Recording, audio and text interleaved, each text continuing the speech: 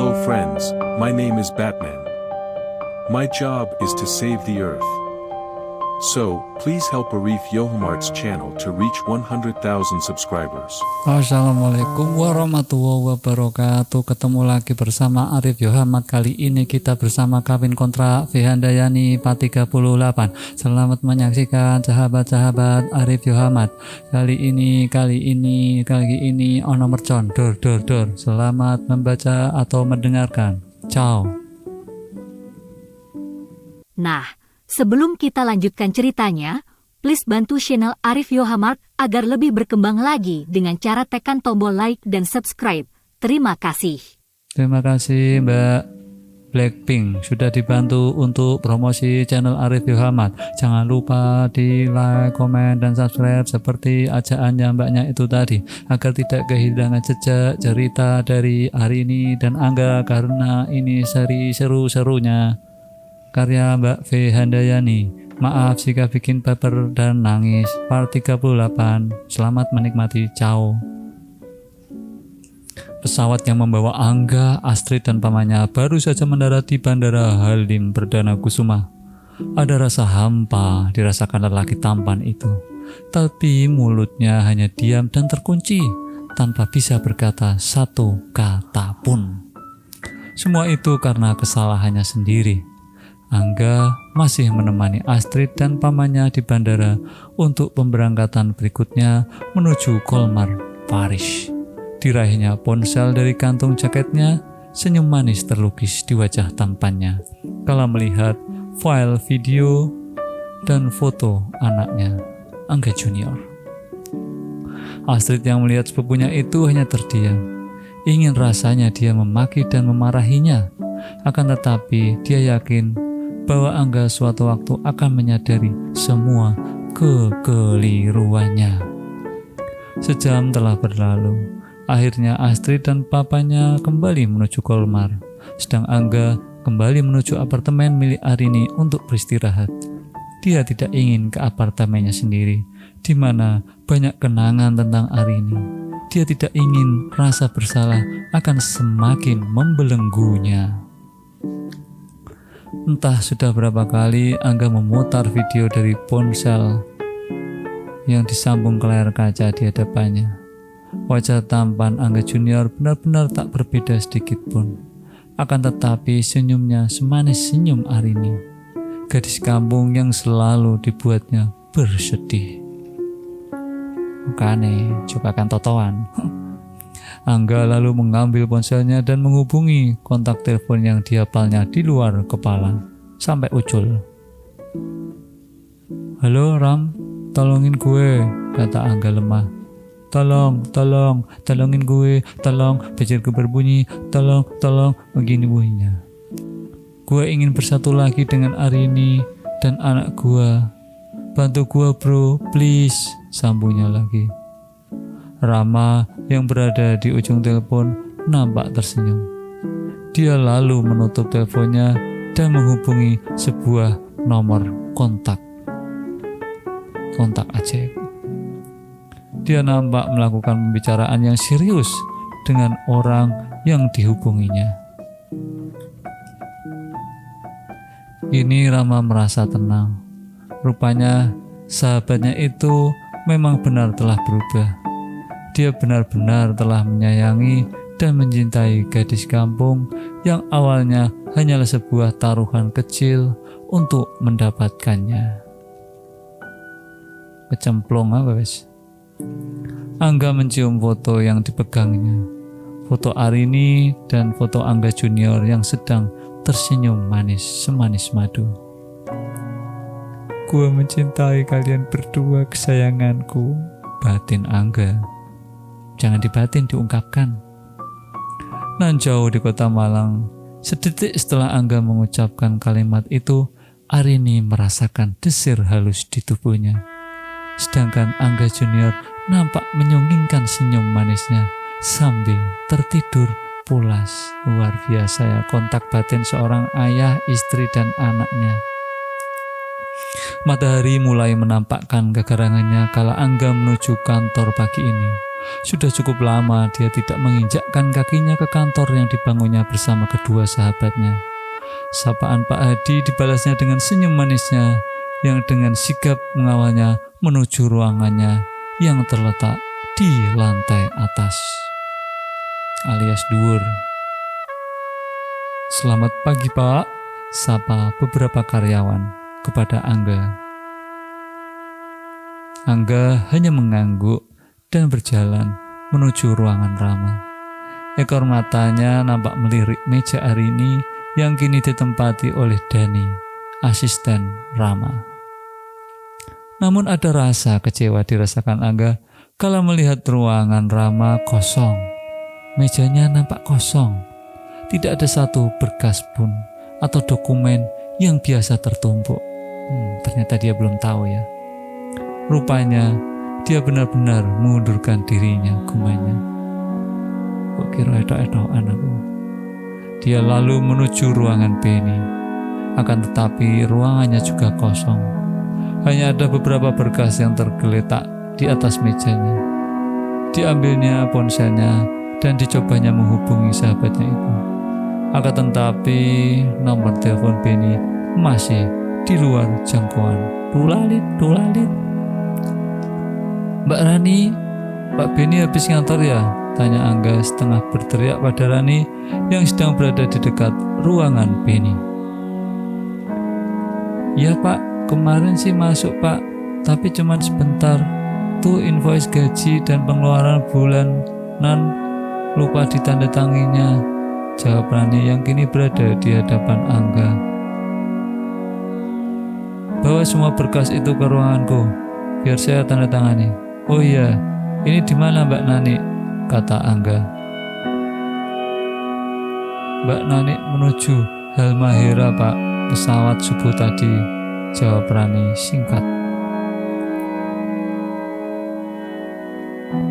Angga lalu menandatangani semua kebutuhan kantornya. Ini dia sendiri di kantor ini. Tidak ada Rama yang selalu menemaninya ngobrol ketika jam kantor atau saat dirinya merasa bosan di kantor lagi sendirian. Angga mengembuskan nafasnya dengan sekuat tenaga. Ingin rasanya semua beban yang menghimpitnya diusirnya. Semua ini karena keegoisan dan kesombongan mereka bertiga. Astrid yang sedang berlibur di Kormal nampak begitu bahagia. Lamaran Rama membuat wajahnya selalu berseri-seri. Beberapa bulan lagi dia akan segera menikah dengan lelaki yang telah mencuri hatinya. "Kamu pencuri hatiku."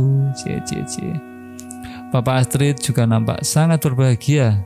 Dia dan Mama Astrid ingin merayakan kegembiraan itu dengan mengundang beberapa keluarga untuk makan malam di rumah mereka. Persiapan tengah dilakukan kala Benny tiba-tiba muncul dan mengucapkan salam dalam bahasa Perancis yang cukup kental. "Wow. Hey Benny, apa kabar?" sambut Astrid sambil memeluk sahabat sepupunya yang sudah dianggap anak oleh Papa Adalard itu. "Ngapain Benny di Perancis ya?" "Baik sayang," jawab Benny. "Kapan datangnya?" "Sekitar 2 jam yang lalu," jawab Benny sambil duduk di sofa ruang tamu milik keluarga Astrid. Papa Astrid dan mamanya juga ikut duduk menemani Astrid. "Ngapain Benny datang? Akan ada acara lagi ya?" tanya Benny. Dia melihat beberapa orang lalu lalang sedang menyiapkan makanan di atas meja dan menghiasinya. "Wah, Rama dan Angga tidak memberitahukan padamu ya?" tanya Astrid sambil tersenyum malu. Benny hanya menggeleng. "Rama telah melamarku. Dia akan menikah denganku beberapa bulan lagi," kata Astrid sambil memamerkan cincin yang menghiasi jari manisnya.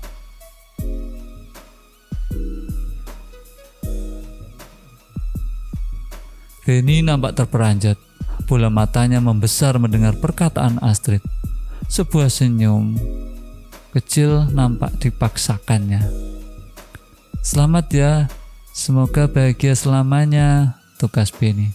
Oh iya paman, saya ke rumah Papa Adalar, tapi beliau, kata penjaga rumahnya, sudah hampir 4 bulan meninggalkan rumahnya ke Indonesia, tanya Benny sambil melihat ke arah Papa Astrid.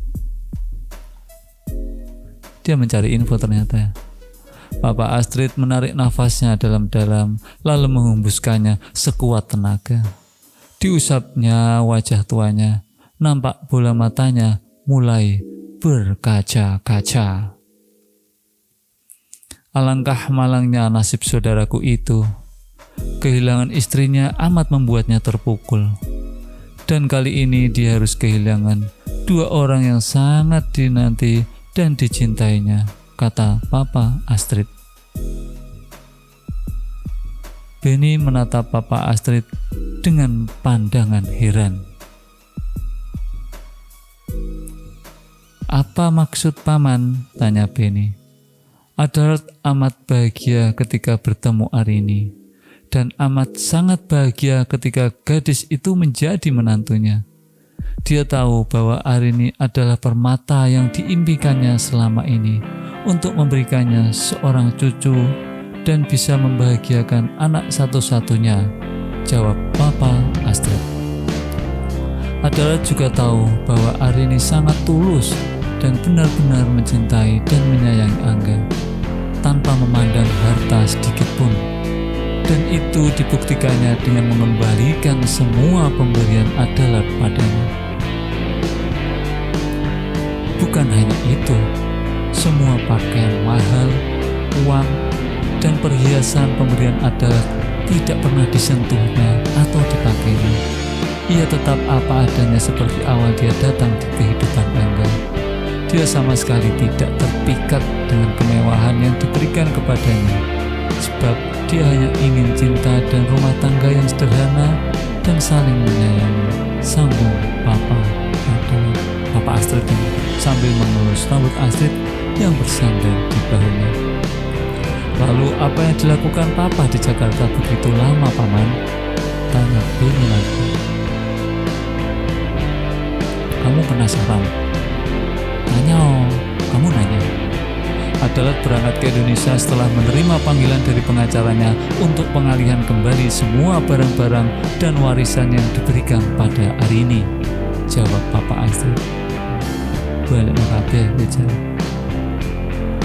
Kenapa dikembalikan paman? Tanya Benny lagi. Makanya itulah yang membuat Adalah jatuh sakit dan terbaring koma sebulan lebih. Rupanya dia telah kehilangan 1 ginjalnya hingga kondisinya menjadi drop karena beban yang dihadapinya. Adalah tidak pernah menceritakan kapan dan di mana dia melakukan pengangkatan ginjalnya. Dia hanya tersenyum dan terdiam ketika paman bertanya padanya. Adalah juga mengalami stroke selama sebulan lebih pasca dia terbaring koma, jawab Papa Astrid sambil terisak-isak. Kenapa Papa bisa sakit, Paman? Apa yang menyebabkan hingga Papa harus menderita? Tanya Benny geram. Ada rasa sakit dirasakannya kala mendengar keterangan lelaki tua di hadapannya ini. Adalah amat terpukul kala harus berpisah dengan Arini dan cucunya. Itulah yang membuatnya terbaring koma dan stroke. Kini dia hanya bisa memandang Arini dan cucunya sesaat tanpa bisa lagi memilikinya seutuhnya. Kasihan Adalah, di sisa umurnya dia tidak bisa merasakan kebahagiaan sebenar-benarnya, kata Paman Astrid sambil terisak. Tangisnya tak dapat lagi dibendungnya. Tangis yang ditahannya beberapa bulan ini. Akhirnya Astrid mengajak Benny ke taman depan. Dia lalu menceritakan apa yang telah terjadi pada Benny. Semuanya. Gadis kampung itu mempunyai anak. Dia telah melahirkan seorang bayi laki-laki batin Beni menggemuruh. Jangan diprotes ya. Nah, kalau sedikit masih di lokasi kerja dulu. Selamat membaca ya, sahabat Yoha. Nah, ini sih kata-katanya Mbak V Handayani ya, bukan saya. Ingin tidak tertinggal cerita hari ini dan Angga ini, tekan tombol subscribe dan nyalakan loncengnya. Nyuwun tolong dibantu juga, bisa di share, share ke dalam teman-teman, di copy linknya, ditaruh di WA grup SD, SMP, SMA, kuliah, tetangga kanan kiri, grup RT, grup RW, biar banyak yang baca nggih. Matur nuwun sanget saderengipun kula ucapake wassalamualaikum warahmatullahi wabarakatuh. Ciao. Wong ayu. Piye kabare? Aku Hulk.